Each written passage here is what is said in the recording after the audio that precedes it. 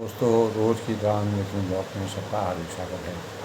सबके मंगल बहुश्री का नाम के साथ बड़ों को मेरा सादर नमस्कार, छोटों को मेरा आशीर्वाद। मैं ठीक हूँ, आशा करता हूँ कि आप ठीक होंगे।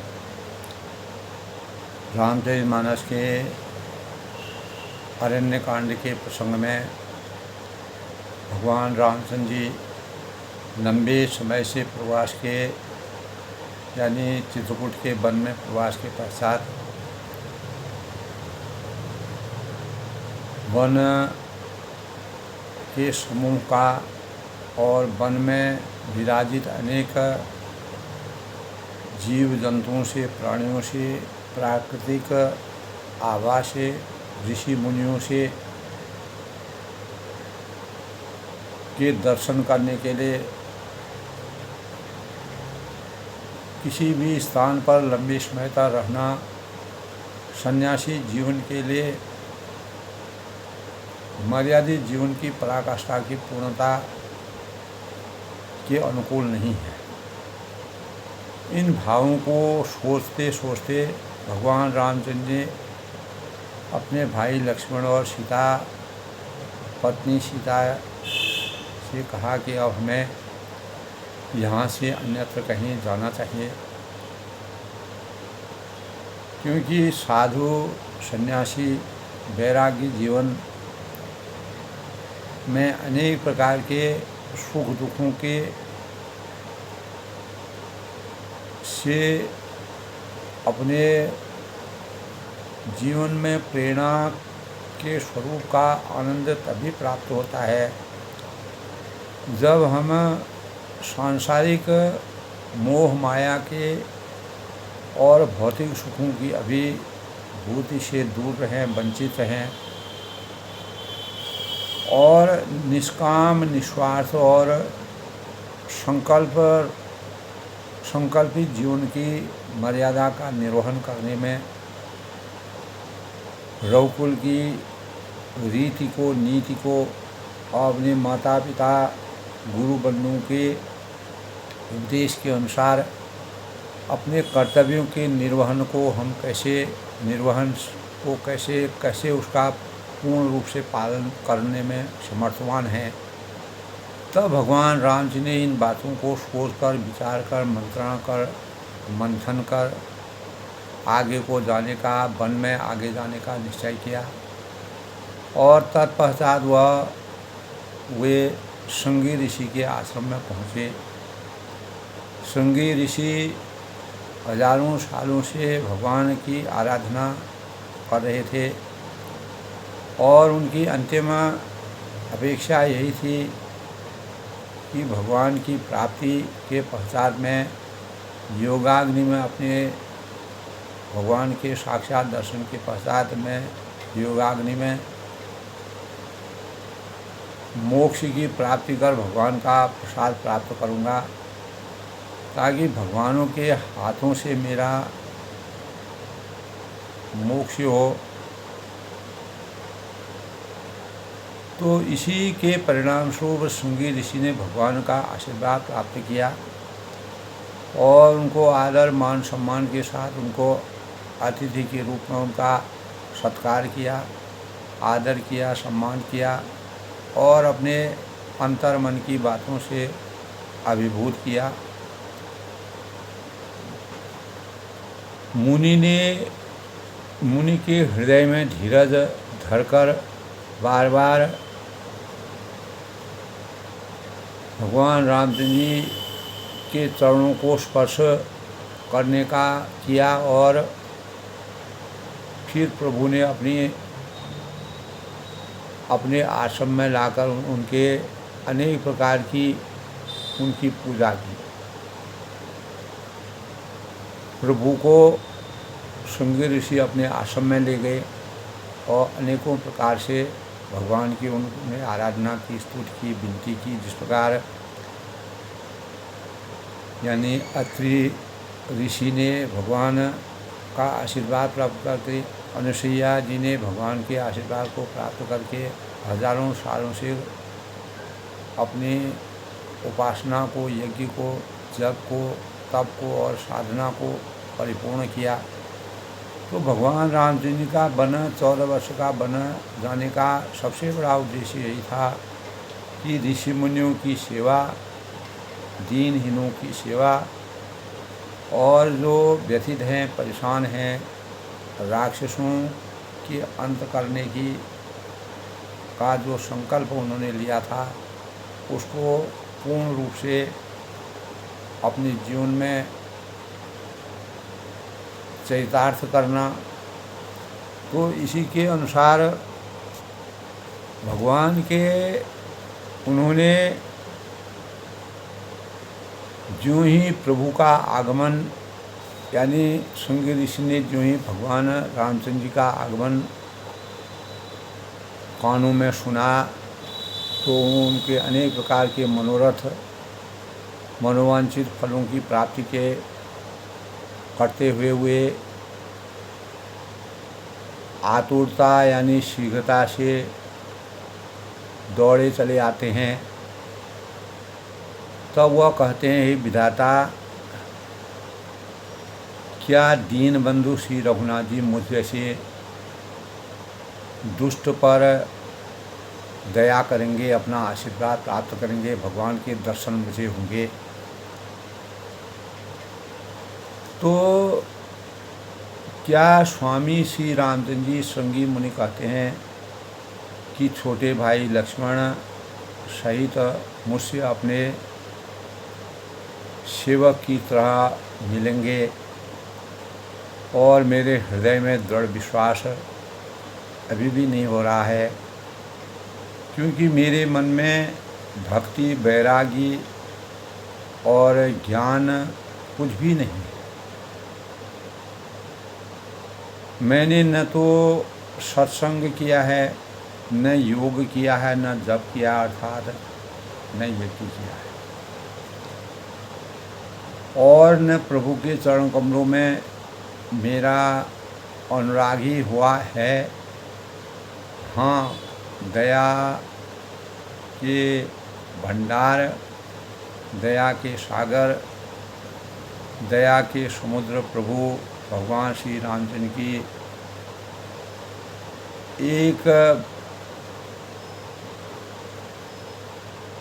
एक बात है कि जिसे किसी दूसरे का सहारा नहीं, वह उन्हें, जिसका कोई नहीं है, उसका भगवान साथ देते हैं। रही मन बहु भीषत करत ब्याज न छोड़ सांग, ब्याज न छोड़ साध, खग मृग आरोग बनो हरि नाथ के। तो भगवान जिनका कोई इस संसार में न आगे है न पीछे है, और कोई सहारा नहीं होता है, उसका सहारा भगवान होते हैं। ऐसा मुझे भगवानों के बारे में अनेक ग्रंथों में, पुराणों में और वेदों में इस प्रकार का प्रसंग मिलता है। श्रृंगी मुनि अपने मन ही मन कहते हैं, और मैंने न तो कभी सत्संग किया है, अच्छे लोगों का के सानिध्य में नहीं रहा हूँ, क्योंकि मैं जीवन भर तपस्या यानी वन में रहा, और योग है, तप है, अथवा यज्ञ की जो वास्तविक भूमिका है उसके बारे में मैं कुछ भी नहीं जानता हूँ। न प्रभु के यानी चरण कमलों में मेरा दृढ़ अनुराग ही है। हाँ, दया के भंडार, दया के खान प्रभु की एक बात है कि जिसे वह चाहते हैं, जिसे उनका जो निस्वार्थ निष्काम भाव से भगवान को मानता है, भगवान उनको अवश्य सहारा देते हैं। तो भगवान के इस रहस्यों का स्मरण मेरे अंतःकरण में अवश्य आता है कि मुनि इन्हीं रहस्यों को भगवान के आगमन से आनंदमय होकर मन ही मन कहते हैं कि यानी भव बंधन से, इस सांसारिक माया मोह के बंधनों से छुड़ाने वाले प्रभु के मुखार बिंदु को देखकर आज मेरे जो नेत्र हैं वह सफल हो गए, अर्थात मैं पूर्णता को प्राप्त कर चुका। भगवान के साक्षात दर्शन मुझे हो गए और मुझे जो मेरे मन में जो उत्कंठा थी, अभिलाषा थी, वह मेरी पूर्ण हो गई है। भगवान शिव भी जिस कहते हैं, भगवान शिव और पार्वती भगवान के यानी मर्यादा पुरुषोत्तम भगवान रामचंद्र का के रहस्यों का गुणगान गाते हैं। अपने पार्वती जी से वह कहते हैं कि हे भवानी, ज्ञानी मुनि प्रेम में पूर्ण रूप से निमग्न रहते हैं। उनको केवल प्रेम की पराकाष्ठा सर्वोपरि है। भक्ति ज्ञान वैराग्य से ज़्यादा उनका स्नेह और प्रेम जो है, भगवान प्रेम के ही भूखे हैं, भाव के भूखे हैं। यानी भगवान शिव पार्वती से इस प्रकार की बातें कहते हैं, वही ऋषि उनकी कामनाओं के अनुसार अपने को समर्थवान समझते हैं और उनको वह उनकी यह दशा कही नहीं जाती है कि भगवान का स्वरूप किस प्रकार का है, कैसे लोगों का वह ध्यान मनन चिंतन करते हैं। तो संगीत यानी दिशा है, विदिशा है, कहने का तात्पर्य है कि दिशाएं और उनके कोण आदि और रास्ता कुछ भी नहीं मुझे यानी मुझे सूझ रहा है, कोई भी रास्ता मुझे नहीं सूझ रहा है। मैं कौन हूँ और कहाँ जा रहा हूँ वह भी नहीं जानते हैं, इसका भी ज्ञान मुझे नहीं है। अर्थात मैं भगवान के सामने जो है निस्सार हूँ। वे कभी घूमकर फिर आगे चलने लगते हैं और कभी प्रभु के गुण का गा गा कर नाचने लगते हैं। तो अविरल प्रेम भगत मुनि पाई, प्रभु देखे तर ओठ लुकाई। अतिशय प्रीत देख रघुबीरा, प्रगटे हृदय हरण भव धीरा। तो मुनि के प्रगाढ़ देश यानी प्रेम भक्ति प्राप्त कर ली और प्रभु श्री रामचंद्र जी ने वृक्ष की ओट में छिपकर भक्त की प्रेम उन्मत्त दशा को देख रहे हैं। मुनि का अत्यंत प्रेम देखकर भव यानी आनंदमय यानी परमानंद की प्राप्ति के पश्चात अनेक प्रकार के दुखों को, भयों को, शोकों को हरने वाले श्री रघुनाथ जी मुनि के हृदय में प्रकट हो गए। हृदय में प्रभु के दर्शन पाकर मुनि बीच रास्ते में अचल या स्थिर होकर बैठ गए और उनका शरीर रोमांच से यानी कटहल के फल के समान कंटकित हो गया। अर्थात तब श्री रघुनाथ जी ही उनके पास चले आए और अपने भक्त की प्रेम दशा देखकर मन में बहुत ही प्रसन्न होते हैं, हर्षित होते हैं। तो श्री रामचंद्र जी ने मुनि को बहुत प्रकार से जगाया पर मुनि नहीं जागे, क्योंकि उन्हें प्रभु के ध्यान का सुख प्राप्त हो गया। तब श्री रामचंद्र ने अपने गजराज रूप को छिपा दिया और उनके हृदय में अपना चतुर्भुज रूप प्रकट किया। तब अपने इष्ट स्वरूप के अंतर्ध्यान होते ही मुनि ने कैसे व्याकुल होकर उठे, जैसे श्रेष्ठ मणिधर सर्प मणि के बिना व्याकुल हो जाता है। यानी सर्प का अगर मणि नहीं होता है तो बहुत ही परेशान हो जाता है, उसका कवच होता है। तो इसी प्रकार भगवान रामचंद्र जी उनके कवच के समान उनकी रक्षा करें। मुनि ने अपने सामने सीता जी और लक्ष्मण जी सहित श्याम सुंदर विग्रह सुखराम सुख धाम श्री रामचंद्र को देखा। प्रेम के में मग्न होकर वे बड़े भागी श्रेष्ठ मुनि यानी लाठी की तरह गिरकर श्री रामचंद्र के चरणों में लग गए, समर्पित हो गए और श्री राम जी ने अपनी विशाल भुजाओं से पकड़कर उन्हें उठा लिया और बड़े प्रेम से उनको हृदय से लगाया। अपार प्रेम की पराकाष्ठा उच्चता को प्राप्ति के पश्चात कृपालु भगवान श्री रामचंद्र जी मुनि से मिलते हुए ऐसे शोभित हो रहे हैं कि मानो सोने के वृक्ष से तमाल का वृक्ष गले लगकर मिल रहे हों, अर्थात अपार शोभा की प्राप्ति हो रही है। और निस्तब्ध होकर बिना किसी सब यानी किसी वेदना से रहित होकर वह खड़े होते हैं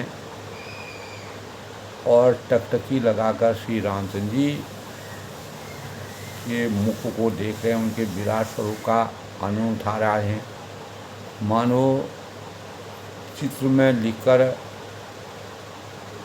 उनके स्वरूप का आनंद ले रहे हैं। यानी मुनि श्रृंगी ऋषि पूर्ण रूप से भगवान के स्वरूप में विराजित हो गए हैं। तब मुनि के हृदय में मुनि ने अपने अंतःकरण में धीरज धरकर बार बार भगवान के चरणों को स्पर्श किया। अंतर मन की वेदना से भगवान के साक्षात स्वरूप को का ध्यान किया। फिर प्रभु को अपने आश्रम में लाकर अनेक प्रकार से उनकी पूजा की, उनका स्मरण किया, ध्यान किया, स्तुति की। तो इस प्रकार भगवान राम के अद्भुत स्वरूप का जो वर्णन, चिंतन, मनन और गूढ़ता के रहस्यों का अनुसरण जो श्रृंगी ऋषि भगवान के साक्षात दर्शन को प्राप्त करके अर्थ धर्म काम मोक्ष की प्राप्ति के पश्चात सांसारिक जीवन के माया मोह के बंधनों से हटकर अपने जीवन को भगवान में समर्पित करने की अभिलाषा उनके अंतःकरण में विराजती है। तब मुनि कहते हैं, कह मुनि प्रभु सुन विनती मोरी, स्तुति करूं पवन विधि थोरी, महिमा अमित मोरे मति थोरी, रवि सन्मुख का ज्योति। तब मुनि कहते हैं कि मुनि कहने लगे कि हे प्रभु, हे भगवान, यानी मेरी विनती सुनिए, मेरी आराधना, मेरी स्तुति सुनिए। मैं किस प्रकार से आपकी स्तुति करूं, आपका ध्यान करूं, आपकी महिमा का गुणगान करूं। और मेरी बुद्धि अल्प बुद्धि है और ऐसे जैसे सूर्य के सामने दुगुनों का कोई अस्तित्व नहीं होता है, इसी प्रकार भगवान के साक्षात स्वरूप के सामने मेरा कोई भी अस्तित्व नहीं है। श्याम ताम रस धाम से, हे नील कमल की माला के समान श्याम शरीर वाले भगवान का जमुना नदी के समान श्याम शरीर के स्वरूप भगवान रामचंद्र जी जटा मुकुट परिधन मुनि चीरम। हे जटाओं का मुकुट और मुनियों के बदकल वस्त्र पहने हुए, हाथों में धनुष बाण लिए हुए, पाणि चाप सर कटिपुरेणं नौमि निरंतर श्री रघुवीरम। और कमर में तरकश कसे हुए श्री राम जी, मैं आपको निरंतर नमस्कार करता हूँ, प्रणाम करता हूँ, आपका ध्यान करता हूँ, स्मरण करता हूँ। मोह विपिन घन लहन किसान, मैं मोह रूपी घने वन को जलाने के लिए अग्नि हूँ। यानी मेरे अंदर अनेक प्रकार के कुटिलता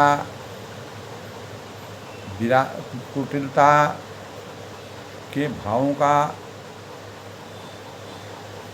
भाव जो मेरे अंतःकरण में हैं, संत सरोवर कानन भानु, और संत रूपी कमलों के वन के प्रफुल्लित करने के लिए आप सूर्य के समान हैं। अर्थात आपके स्वरूप का दर्शन करने पर मेरा मोह रूपी जो वन का जलाने वाला जो अज्ञान रूपी अंधकार है, वो हमेशा के लिए समाप्त हो जाए। निशिचर करी बरूथ मृगराज, यानी राक्षस रूपी हाथियों के तुलसीदास जी ने, यानी श्रृंगी ऋषि के स्वरूप का वर्णन करते हुए उन्होंने कहा है कि राक्षस रूपी हाथियों के समूह के पछाड़ने के लिए सिंह जिस प्रकार विराजमान रहता है, वैसे ही आप मेरे अज्ञान को हमेशा समाप्त करके और इस भव सागर के आवागमन जन्म मृत्यु के भव बंधनों से मेरी मुक्ति कर त्रातु सदा नो तव खगबाज, पक्षी के मारने के लिए बाज रूप के समान हैं और मेरे अज्ञान को हमेशा समाप्त करने वाले हैं। आप बाज के समान हैं। वे प्रभु सदा तो ऐसे आनंद घन पुरुषोत्तम भगवान मेरी रक्षा करें। इस प्रकार से श्रृंगी ऋषि जो है अन्वय करते हैं, विनय करते हैं। अरुण नयन राजीव सुबेशम, कहते हैं कि हे लाल कमल के समान, यानी लाल कमल के समान नेत्र, सीता नयन चकोर निशेषं, और सुंदर वेश वाले सीता जी के नेत्र रूपी चकोर के चंद्रमा, जिस प्रकार चकोर और चकोरी चंद्रमा की छवि को देखे रहते हैं, उसी प्रकार सीता रूपी चंद्रमा के चकोर भगवान राम हर हरिमानस बाल मंगलम, शिवजी के हृदय रूपी मानसरोवर के बालहंस। भगवान शिव ने अपने मन में, अपने हृदय में जिस प्रकार से बालहंस के समान आपको विराजित किया है। नौमि राम उर बाहु विशाल, यानी मानसरोवर के बालहंस विशाल हृदय और भुजा वाले श्री रामचंद्र जी, मैं आपको नमस्कार करता हूँ, प्रणाम करता हूँ, वंदन करता हूँ, नमन करता हूँ। तब तुलसीदास जी श्रृंगी ऋषि के भावों को विराजित करते हुए कहते हैं कि संशय सर्व प्रसन्न उद्गार, समन सुख सख तर्क विषाद, भव भंजन रंजन सुर यूथ, त्रातु सदा नो कृपा बरु, यानी जो संशय रूपी सर्व को ग्रसने के लिए गरुड़ के समान है, अर्थात गरुड़ जो है वो सर्प को खा जाता है। आपका स्वभाव भी इस प्रकार का है, यानी आप बुराइयों में अच्छाइयों के का उदय करने वाले हैं। समन सुकर्षक तर्क विशाल, अत्यंत कठोर तर्क से उत्पन्न होने वाले विषादों का, दुखों का नाश करने वाले। और भवभंजन रंजन सूर्ययूथ, और आवागमन के यानी जन्म मृत्यु के चक्रव्यूह से को मिटाने वाले। और त्रातु सदा नो कृपा बरूद, देवताओं के समूह को आनंद देने वाले हैं। वे ही कृपा के समूह श्री रामचंद्र जी सदा हमारी रक्षा कीजिएगा। निर्गुण सगुण विषम समरूपम, हे निर्गुण सगुण विषम और समरूप, आपके अनेकों रूप हैं। कहीं आप निर्गुण हैं, कहीं आप सगुण हैं, आपके साक्षात दर्शन होते हैं। कभी आपका कोई रूप रंग गुण आकार नहीं है। कहीं आप विषमता के भावों का स्मरण करते हैं, कहीं समरूप, यानी सांसारिक जीवन में जितने भी रूप होते हैं उनका आप में समावेश है। ज्ञान गिरा गौती तम रूपम, और ही ज्ञान वाणी और इंद्रियों के अतीत, हे अनुपम अमलम अखिलम मन वद्यम पारम नौमि राम भंजनं महिभारम। निर्मल संपूर्ण दोष रहित अनंत एवं पृथ्वी का भार हरने वाले भगवान श्री रामचंद्र जी, मैं आपको नमस्कार करता हूँ, प्रणाम करता हूँ। भक्त कल्प पादपंग आराम तर्जन क्रोध लोभ मटकाम, यानी जो भक्तों के लिए कल्प वृक्ष के बगीचे के समान है। कल्प वृक्ष सदा बहार होता है, अर्थात आपकी भक्ति में निमग्न जितने भी भक्त हैं सब को मनोवांछित फलों की प्राप्ति के स्वरूप हैं आप। और तर्जन क्रोध लोभ मद काम, क्रोध है, लोभ है, मद है, काम को हरने वाले हैं। अति नागर भव सागर सेतु, यानी चतुर और संसार रूपी समुद्र के तारने के लिए आप संत रूप हैं। और ता तो सदा दिनकर कुल केतु और सूर्य कुल की ध्वजा श्री रामचंद्र जी सदा मेरी रक्षा करें। अनेकों भावों से अतुलित भुज प्रतापं बलं धामं कलिमल विपुलं विभुंजन नामं धर्म मर्म नर्मद गुण कामं संतरं संतनो मम राम।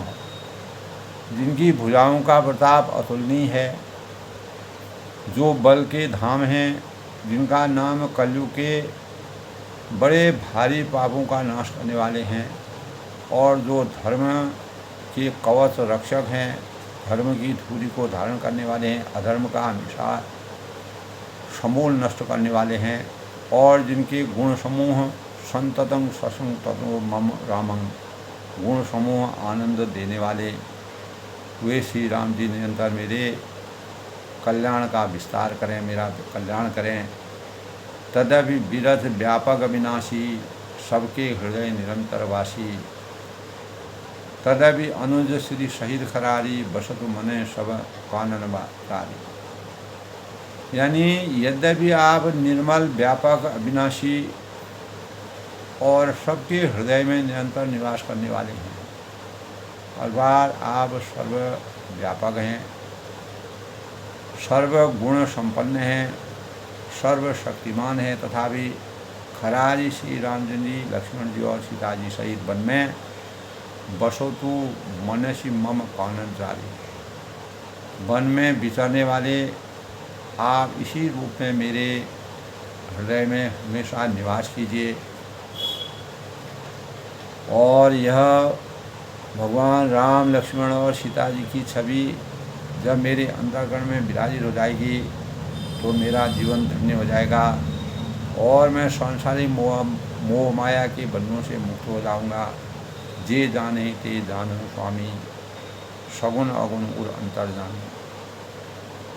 जो कौशलपति राजीव नयना, करऊँ सुराम हृदय मन गए।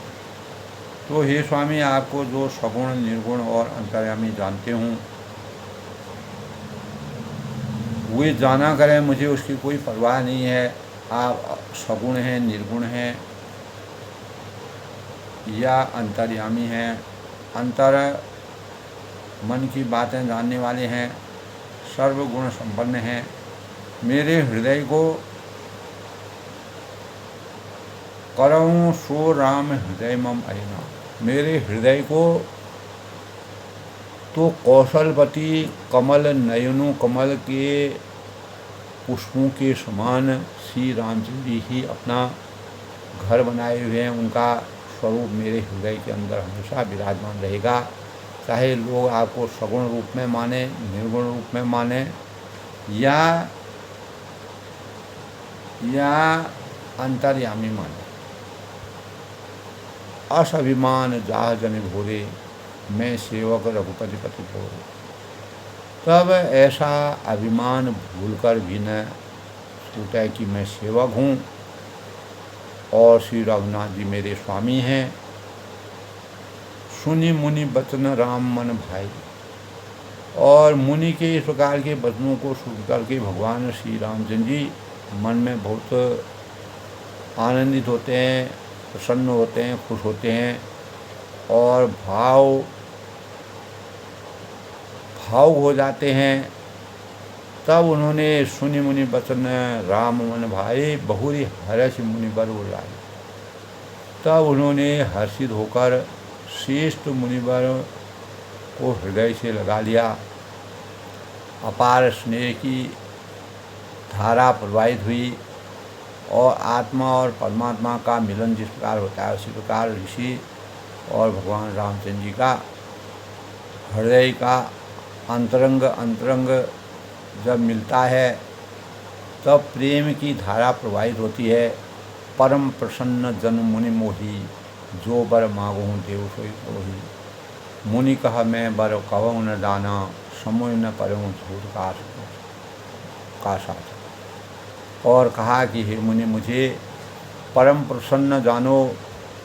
आपकी भक्ति से, आपके भावों से, आपके प्रेम से, आपके स्नेह से मैं पूर्ण रूप से, मुझे अपार प्रसन्नता होती है, हुई है।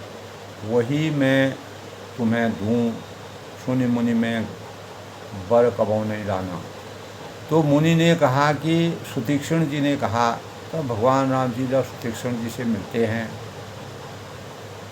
तो सुतीक्ष्ण जी कहते हैं कि मैंने तो बर कभी नहीं मांगा और मुझे समझ में नहीं पड़ता है कि क्या झूठ है और क्या सत्य है, क्या मांगूं क्या नहीं मांगूं।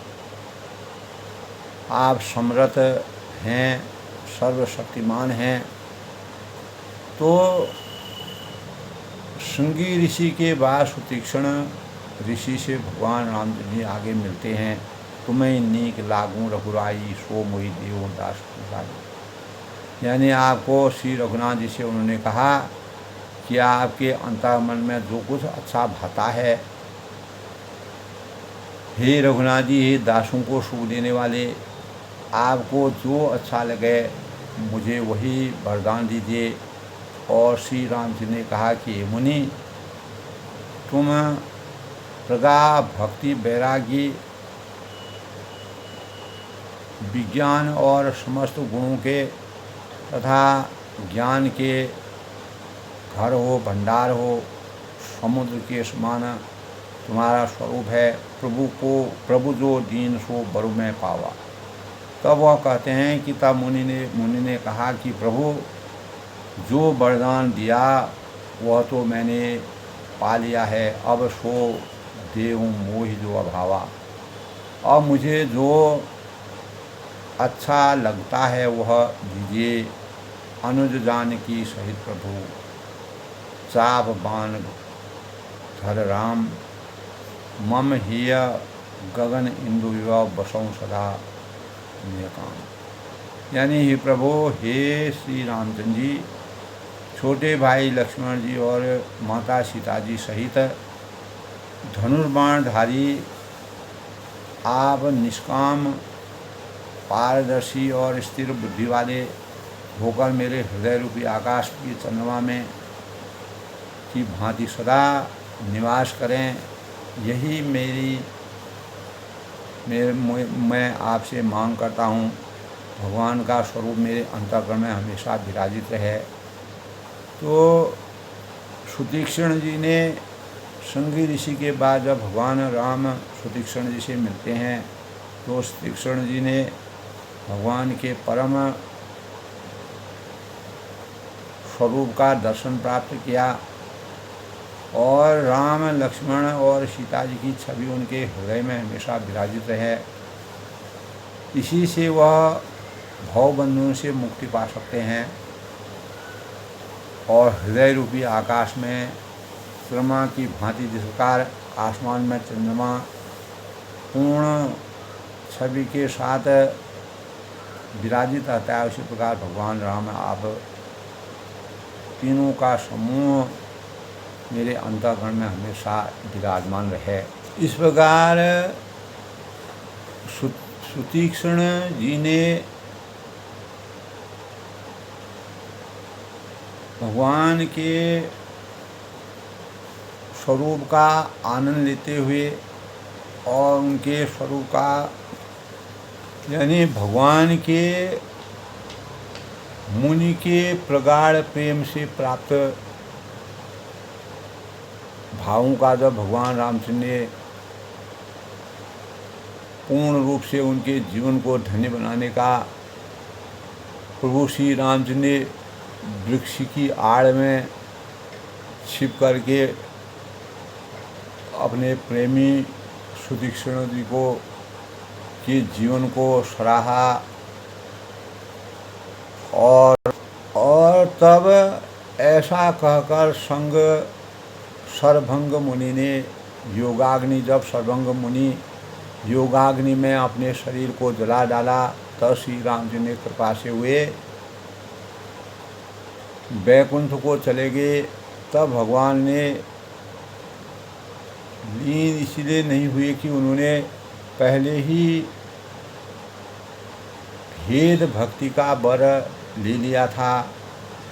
ऋषि समूह मुनि सर्वभंग जी के दुर्लभ गति देखकर अपने हृदय में विशेष रूप से सुखी हुए और समस्त मुनि वृंद श्री राम जी की स्तुति कर रहे हैं कि शरणागति हितकारी करुणा के धाम, करुणा के मूल प्रभु की जय हो।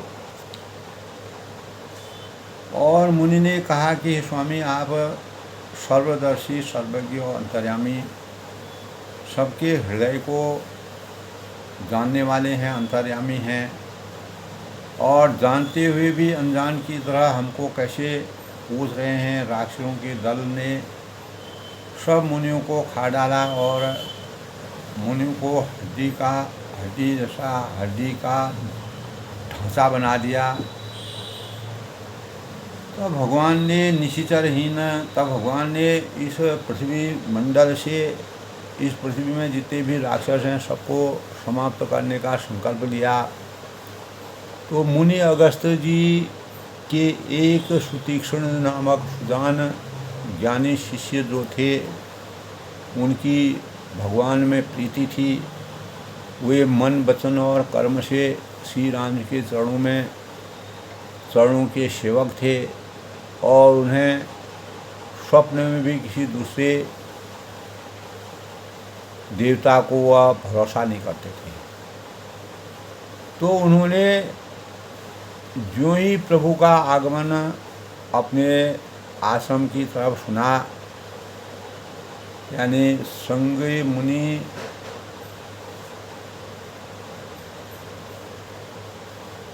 तो उन्होंने जो ही प्रभु के आगमन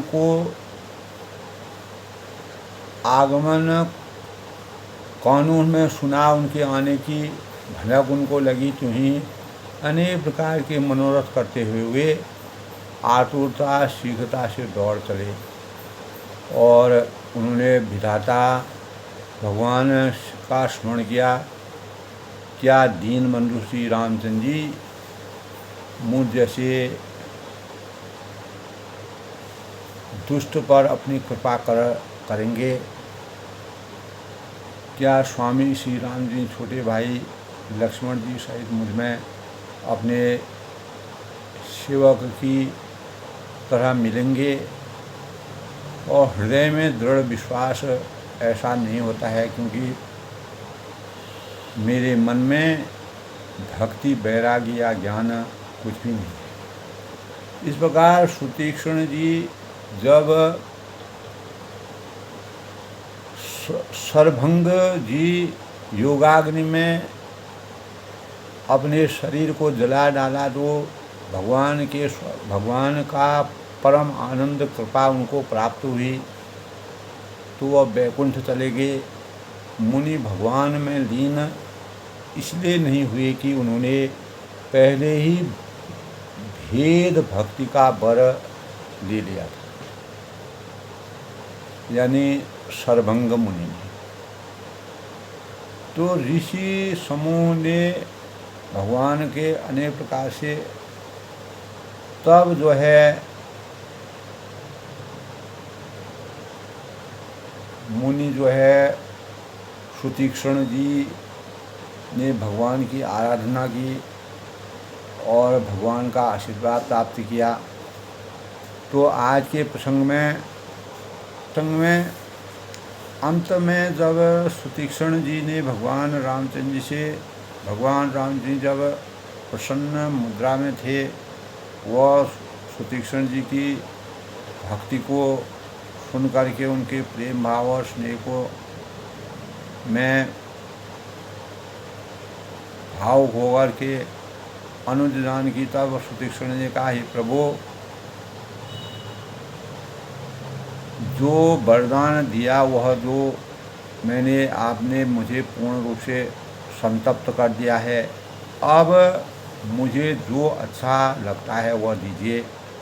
हे प्रभु, हे श्री रामचंद्र जी छोटे भाई लक्ष्मण जी और सीता जी सहित धनुष बाणधारी साक्षात स्वरूप के अवतारी आप निष्काम यानी स्थिर होकर मेरे हृदय रूपी आकाश में चंद्रमा की भांति हमेशा निवास कीजिए। यही वरदान सुतीक्ष्ण जी ने भगवान राम से मांगा और अपने जीवन को धन्य किया, भगवान का आशीर्वाद प्राप्त किया। तो आज के रामचरितमानस के अरण्य कांड के प्रसंग में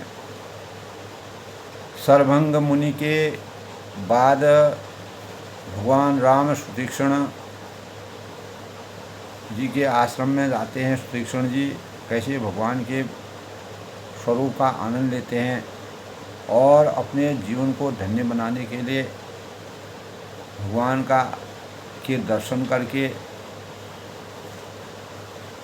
श्री राम लक्ष्मण और सीता जी सहित हमेशा के लिए अपने हृदय में उनके भक्ति में डूबे रहने की प्रार्थना करते हैं। तो तब भगवान एवं वस्तु ऐसा ही हो कहते हैं। तो आगे का प्रसंग कल।